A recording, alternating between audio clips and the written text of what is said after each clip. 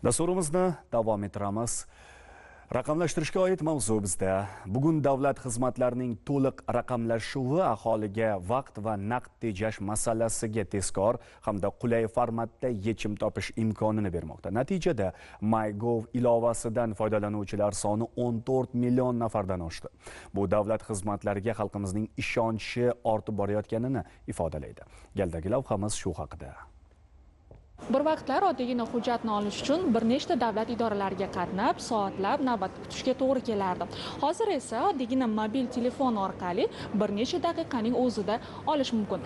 MyGov o'z ilovasi Google Play va App Store platformalarida eng ko'p yuklab olingan mahalliy ilovalar ichida birinchi o'rinni egalladi. Hozirgi kunda mazkur portalda 875 dan ortiq davlat xizmatlari joriy qilingan. Fuqarolarimiz portalda nafaqat web versiyasidan, balki mobil ilovasidan foydalanishlari ham mumkin. MyGov o'z mobil ilovasida 650 dan ortiq davlat xizmatlari joriy qilingan va undagi foydalanuvchilar soni 14 milliondan oshgan. Buni natijasida 2026-yil may oyi yakunlari bo'yicha MyGov o'z mobil ilovasi yuklab olishlari bo'yicha mahalliy ilovalar orasida birinchi o'rinni egalladi.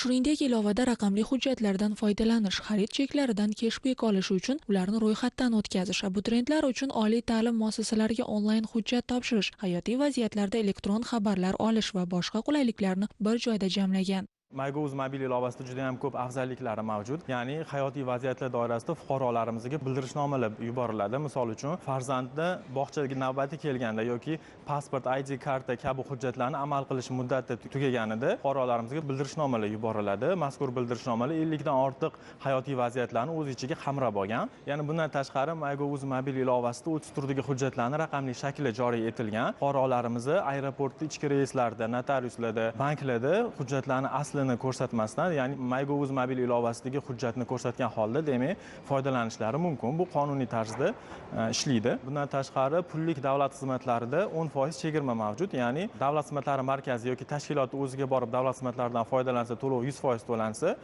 xuddi shu xizmatni mobil ilova yoki MyGov o'z portali orqali foydalanilganda 100% emas, 90% miqdorida demak to'lov undiriladi. Raqamli xizmatlarning keng ommalashayotgan aholining elektron davlat xizmatlariga bo'lgan ishonchi va qiziqishi ortib borayotganini ko'rsatadi. Zero raqamli qulaylik bugungi hayotimizning ajralmas qismiga aylanmoqda.